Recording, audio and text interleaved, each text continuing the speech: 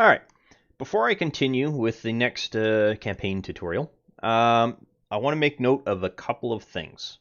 The first one is you will notice that the content and text on my screen seems to be a little bit smaller. That is because SmiteWorks has fixed the Scale UI command that allows you to resize the overall size of the windows. So when I set up the layout of the overall DM screen, that was a Scale UI value of 100. I generally like to set my screens up with a Scale UI value of 75. And the reason for that is it allows you to really present the map on the screen. The map is really your central focal point.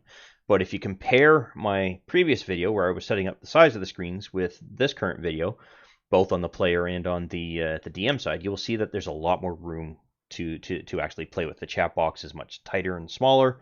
I've got a complete separation between the party sheet and the character sheets. The table screens are going to be shoved over a little bit, and all of the other, like my story notes, for example, if I pop that open, it's going to pop up over here. Whereas generally I want it over here, and it definitely allows me to make a little bit more use of the overall screen real estate that I have available to me, both on the player side and on the DM side. So that's the first point I want to make. The second point I want to make is someone questioned how Fantasy Grounds dictated, or decided rather, that a NPC dying in here was something that the DM could carry on with. Honestly, I can't speak to that 100%.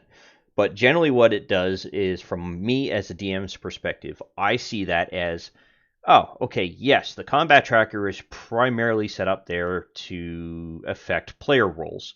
But NPCs benefit from that because of the fact that you're throwing them into the same interface. So yes, while NPCs die the minute that they hit 0 hit points, according to the rules of D&D, as a DM in Fantasy Grounds, it gives you that level of flexibility, is what I was implying.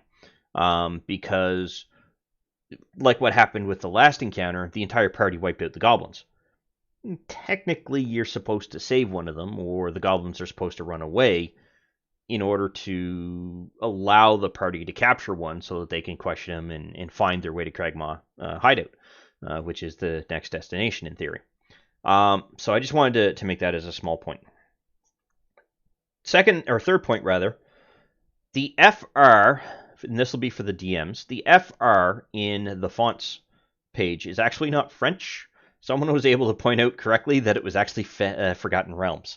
So as a result, you will see that there are a few more languages in here, like Ingen and Terran.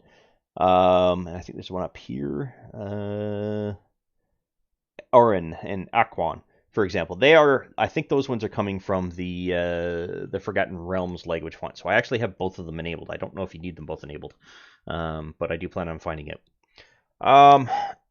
The next thing that I have gone through and done is, you'll notice here at the bottom right, and again, this is on the DM screen only for the moment, 10, 11, and 12 are now mostly empty. I took some advice from my own tutorials and created a singular weather table. So if you look over on the left half of the DM screen, you'll see that I actually have created a custom table for myself that'll actually go through and trigger all of the rolls that I need to have happen for the weather in one table. So I don't need to go through and open up 3 tables and then go through and do that. I had planned on doing that before I had recorded that video. I just didn't get it done yet because I actually hadn't gone through and recorded the tutorial on showing people how to actually do that. Now that I've done that, even though I haven't uploaded it yet, now that I've done that, I just went through and created this. And then finally, the last point was that we ran into a problem with I think it was Fairfarn's breath weapon, in that it would not actually go through and trigger any damage. I have since fixed that, but I'm going to show you how to do that and set the correct stats at the same time. So I'm actually going to do this on the player screen so that screen's just not idle for this whole time. So scroll down to the breath weapon here. And what you want to do is you want to expand the details of the breath weapon itself by clicking that little magnifying glass. and then click again on this particular magnifying glass here. And what that does is that pops up this customization table, if you will, or customization screen. But I have to make sure that the stat is correct. So I need, oops, I don't want that, I want the race. So I got to go back to the race tables and dig out Dragonborn. And what I am looking for is, this is a bronze Dragonborn. I do believe I said it at that. Was it bronze or copper? It'll tell me in a moment. So fire,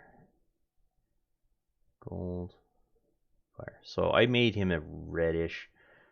Did I put that in the range? No, I didn't. Dope. I actually didn't put that in there. I have actually forgotten. I'll probably have to go back and watch it. But it's either a copper or brass.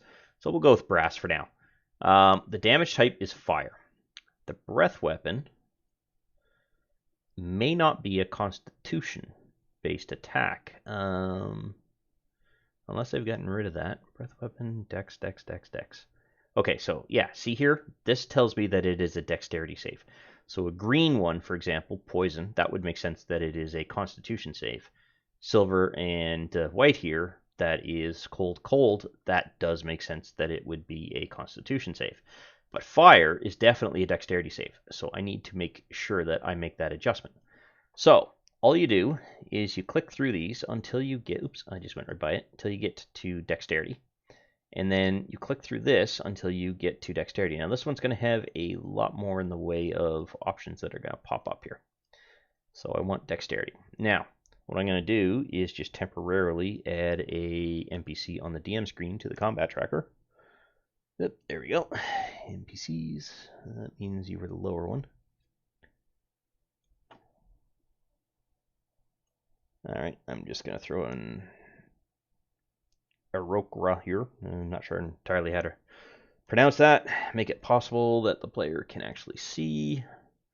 Now, if I've done this correctly, I should simply be able to drag this die over on top of that and it will attack that. So, on the DM screen, he succeeded, which means in theory he should only take half damage. So if I drag the effect onto him, that is correct. So if you look on the DM screen, he's taken 6 points of damage. No, he has taken 3. He has taken 3 out of the total 6. So everything is now working when it comes to the breath weapon. So that is how you go through and fix that. So that is the last of the homework on getting everything fixed up.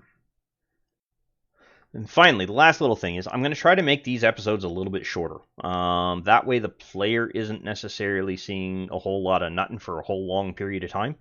Because generally, unless the player screen is actually, or the player themselves are actually doing anything, their screen's mostly idle. I do need to share this out though. So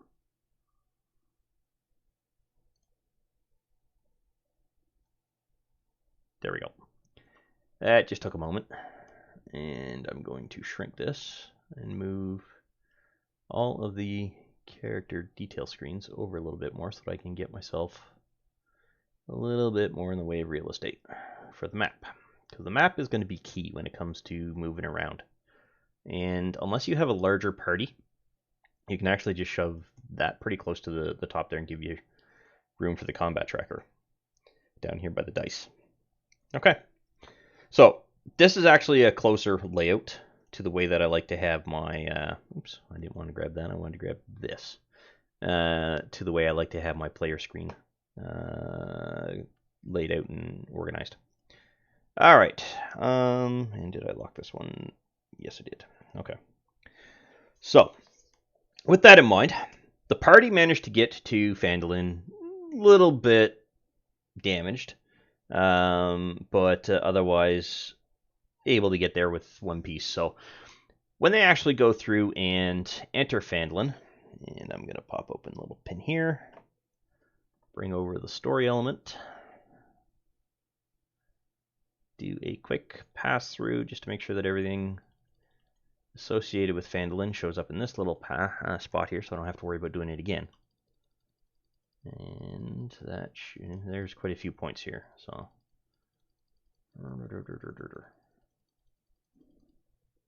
okay, I think I went quite a ways past. All right, so let's open that back up. That should pop that open. I need, now if I'm not mistaken, here is the map. And that is something new. You can literally just click on that map. This is the handout. So this is pretty much the DM screen here. Whereas I believe, yep, there we go. This is the player screen. And, oh, there actually is one other thing that I wanted to make a correction on. I'm going to do this on the player side, because the DM screen, it goes really wonky because of how wide I've got this particular screen. So I did mention that in the Classic Edition, the map could be made as part of the background. That is still possible to do by clicking that little arrow at the top. And you can do it again so that it gets rid of all of the items on the border. And you can still zoom in, you can still use the middle mouse button to move it around, but now you can lay things on top of it and not have to worry about whether it's going to clutter anything. And if you want to get access to any of the other assets, you just simply go back and do that. And that's literally it. So the same thing can happen on the DM screen as well, but I find that it can be a bit problematic due to the layout. Now, I may look at an alternative layout now that that functionality is there, because when I created this layout, that function didn't exist. But I just wanted to point out that it does in fact exist in the Unity edition. So that's something I wanted to also correct on. I knew there was one thing I was forgetting on the notes, so I'm going to close that because I can easily get back to that very quickly. Well, it's always a bit... You'll note that the actually getting access to the part of the window to pull it out doesn't really line up with where you would expect it to. But anyway, I digress. All right, so once again, I'm going to load up the party tokens. So letter tokens, medium, P. That's where the party is going to come in. So the party comes in to Phandalin, and right here there's a brief town description that you as the DM can go through and read. I will let you pause the video here and read it if you wish. But generally, these are the key features of Phandalin, specifically from an NPC perspective, that you're going to want to deal with. And I believe, so he comes in later. One of these guys is the one you have to drop things off at.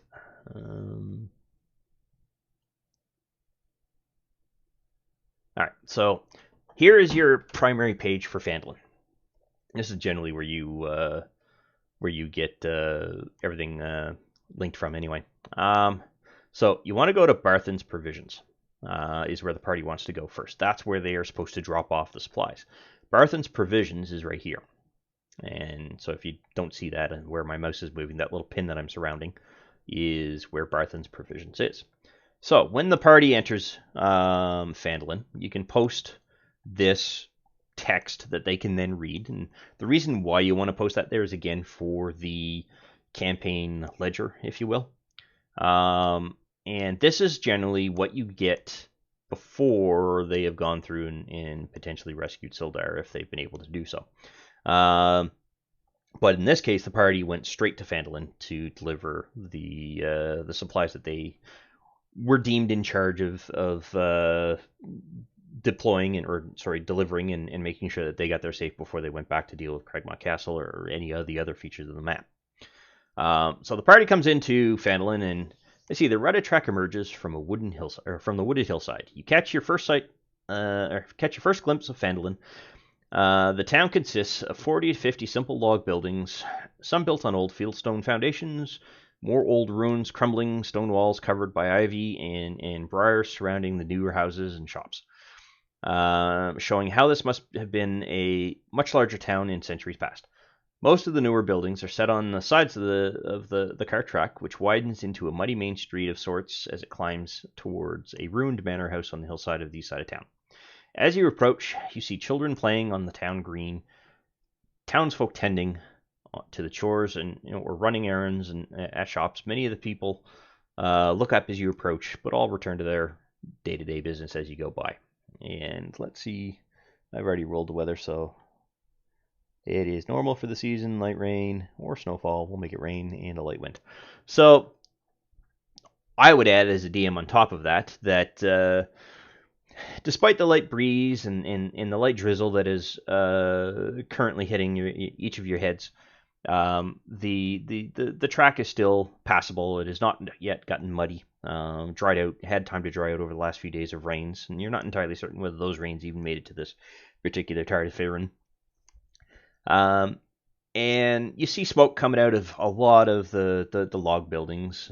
It's a cooler day out of this time of year, so it's normal for the season, which means it's cooler. You're in early spring still. The sun is shining.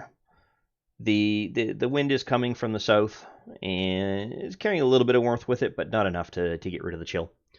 And things like that. And so you'd go through and you would add that information to it. Now, the party hasn't yet seen this because I haven't shared it over. Duh. I generally forget as a DM, and then usually one of my players goes, can I see a map? So, players, by the way, can control the pog and the token that are on the screen. So, I'm going to ask the player to move where they think Barthen's, or down towards the central part of town there. So, the party themselves is on the lookout for Barthen's provisions. They know that's where they have to deliver the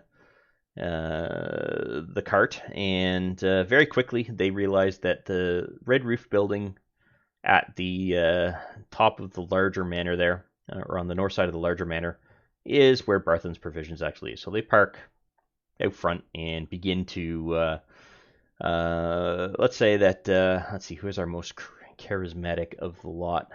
So that will be Clever. Clever decides to get off the cart. She decided to ride for some reason, and make their way into Barthen's provisions. Now, Barthen's provisions, and I'm not sure why that didn't stick over here. Maybe I went through too fast. And as a DM, you can see how very quickly it is to actually go through and pop something open. All right. So as a DM, right away, if you look at the details for Barthen's provisions here, you can actually see that there are some limitations here. So this is a supply store. It does carry the bulk of the supplies that players would and adventurers would generally purchase for a particular event, so i.e. rations, things like that. But the limitation is that it won't carry anything that costs more than 25 gold, which I believe is going to primarily be most of your... I still don't have my GM. Maybe I do. Okay. Most of the... let's just go back here and turn classes on for a moment.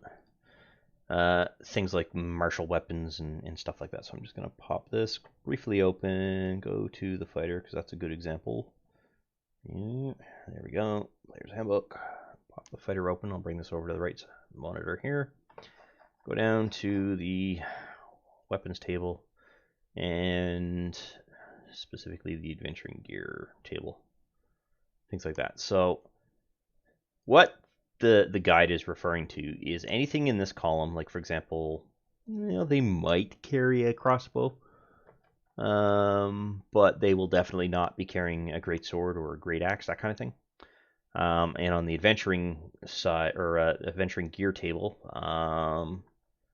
looks like you can buy arcane focuses here. Looks like you can buy pretty much anything that's here. A climber's kit could be on the no-go. Diplomat's thing could be is definitely not on the no-go. Neither would be an entertainer's pack or a scholar's pack, but other things do appear to be there. So rations is a perfect example of something that one of our characters does need. So if I look for that, it only costs 5 silver per. If you're not sure of the scale cost, inside of the player's handbook is the reference manual, as per usual. I'll bring this over here. Oops. Again, because I'm recording with 2 screens, things are a little bit laggy, so I tend to be a little bit quicker than what it is that my system can keep up with right now. And I believe it's under wealth. Yes. So under the wealth category, so if you look for coin, under wealth, you'll see this here, and essentially this is that it takes 10 silver pieces to make up 1 gold piece. 2 electrum pieces, it takes 1 gold piece, obviously, to make up 1 gold piece, and it takes 10 gold pieces to make up 1 platinum piece. So that is how you can read this scale. And in case you didn't know, 100 copper pieces is essentially equivalent to 1 gold piece. So to be honest, you could look at a gold piece being the equivalent of a US or Canadian dollar. I'm not sure what other currencies exist that would have that ratio, because 100 pennies made up $1. 10-cent pieces made up $1. You don't really get 50-cent pieces anymore, so that could apply to, I think it was a 50 pence, I think it was, for a pound, that kind of thing. So two pence to, or 2 50-cent pence to a pound. Cent pence, yeah, that's not really it. Anyway, you know what I mean.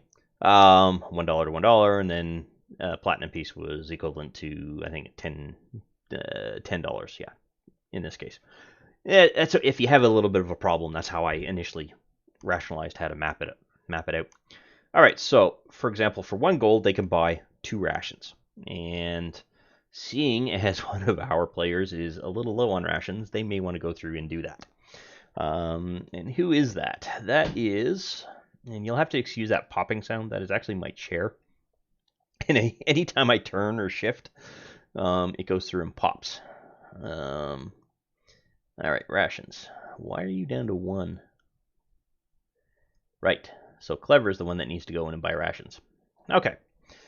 So, with that in mind, she wanders into the into Barthen's supplies, or provisions rather, and she sees a gentleman sitting behind the bar, or sitting behind the counter. That's the word I'm looking for. And some characters have an image here so that you can show them to them and then therefore describe them to them. Others, they just have a description.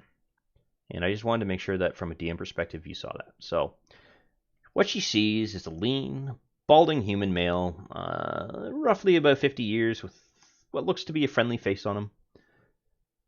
Hasn't talked to him yet to know whether he has a kindly manner or not. There are a couple of young clerks who, again, they don't know their names yet, so you can't read them out, who help load and unload wagons, stuff like that. So Clever wanders in and calls out to the patron of the store and essentially says, "We have a delivery from Neverwinter." I have no idea why a girlish voice sounds like a male voice in this case. I can't really do women voices, so I apologize to anyone in the crowd. You must be from Gundren, are you? Aye, that be us. Right, okay. Where'd the names go? Ander, Thistle, please go unload the cart. Alright, so that'll be a 10 gold pieces, will it? I think it was the agreed rate. There are 4 of us, sir. Okay, I see. They out by the cart still? Yes, they are. Alright, so that would be a total of 40 gold pieces for your quest reward. And at that point, as a DM, you could successfully state that they managed to actually go through and deliver. So the parcel is already set up. I will drop that on the map. This is the delivery pay. It has already been preset for a party of 4. If, however, as a DM, you have gone through and got 5, 6, 7, 8 players, whatever, and the agreed upon price still stands, you can make a modification by clicking on that little lock symbol there, add the difference. So it could be, let's say in the case of 8, you would add an additional 40 gold pieces to that, and then you could lock it again. And that way you can't accidentally change it. The problem is that if the Lost Mines of Phandelver module ever goes through the process of being updated and has to be reset, that change goes away. So you got to be made aware of that. That's one thing that you got to be made aware of. And that happens by going into the modules, I do believe. As soon as this loads, remember I got a few modules. Let's see, if I do mine, oops, if I could spell it, Lost Mine, I should find it, there. Apparently I'm typing faster than my system can keep up. Yes. So, if you right click on a module that you are actively running through, you'll see that there is this option here. That is revert changes. So let's say you bought a newer module that Smiteworks had just put out because it was just released from Wizards of the Coast, and it took a little bit for Smiteworks to get it up and ready for Fantasy Grounds, and then they finally release it. But there's some additional subsequent changes that come down the pipe because maybe they missed something or something didn't parse correctly with whatever it is that they used to do it. You can apply those updates and changes to your environment by reverting to the updated module. So Fantasy Grounds, by the way that it works, won't automatically apply those changes. You have to do this manually. And it does that intentionally so that you as a DM don't unintentionally lose things. You have to intentionally lose things. That's a good way to put it. In the event of actually going through and reverting changes to a thing. Now, what reverting changes means is that if you had gone through the process of adding the additional 40 gold pieces here, that would be undone. If you had gone through and customized the description of one of the story entries, because you can do that, you just unlock it. They're not read-only. They're only read-only when they're locked. Then those changes would become undone. So that's why I, as a DM, don't generally do that. I will create a new story entry and then add that either to my own categorized entry in the story tree or leave it uncategorized. And it should theoretically leave it alone. But in this case, I've only got 4 members in this particular party. And as a result, I'm going to go to the inventory sheet here, drag this, and literally I'm just going to drop it. I'm holding it down right now with my left mouse button. I'm going to let go, and that's going to drop the 40 gold onto that particular party sheet. But that's not all. There's also a quest completion reward. And this one you should go through and adjust. And the rules for the reward are as follows. They might be on the previous entries. That's all that we farm.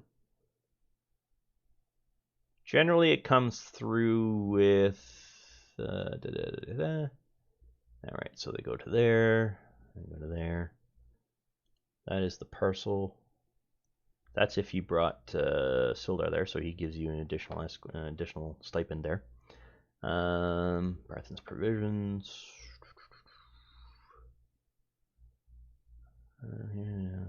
Okay, so at this point, the characters don't know of this particular segment of that because they haven't gone through and done any research. But all they know is that Gundren isn't here, and that's kind of concerning. So that's something that Clever would make note of if she was paying attention. Or you could potentially make her roll a perception/wisdom check on something like that.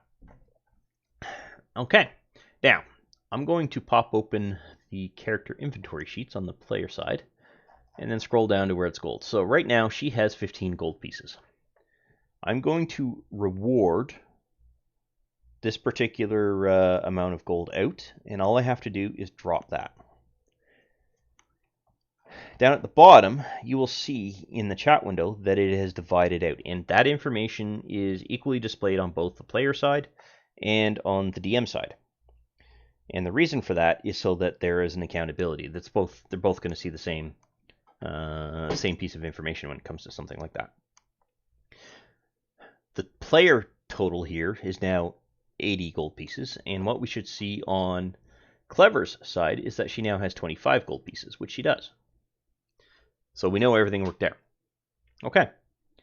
Now, Clever, knowing that she is going to be short on rations and that the rest of the party wants to go and return to deal with Cragmaw, not castle, hideout, and she's going to need to be able to get there, which means she needs to be able to survive. She does not have the ability to forage or do any form of hunting or anything like that. So with that in mind, she's going to negotiate a price with the DM, or in this case, the patron of this particular supply market, so Barthen's Provisions. So she's going to open up. You wouldn't happen to have any supplies laying around, would you? Barthen might reply with, I have a few. You looking for food stocks, rations, what? And this is how the story can progress between you, the DM, and the players. They can add that introduction, and there's a level of communication there that goes back and forth. Yeah, I need a few rations. You got 10 days worth hanging around? Yeah, I do. I do have that. All right, so now what you do is you deduct 5 gold, because it's going to cost 5 gold. You can get 2 rations per 1 gold. Divide that by 2 gives you, or multiply that by, divide 10 by 2, multiply by 5 gives you, sorry, by 1 gives you 5 rations. So the adjustment here goes into there, and she now has 11. Come on. Really? You're going to make me...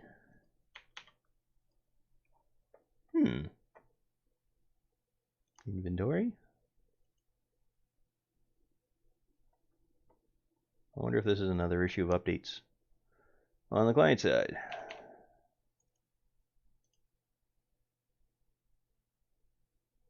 Yeah, apparently you can do a local rest. Alright, so for some reason, rations are not updating. So I'm going to do this. And this is, oops. This is the long way to do something.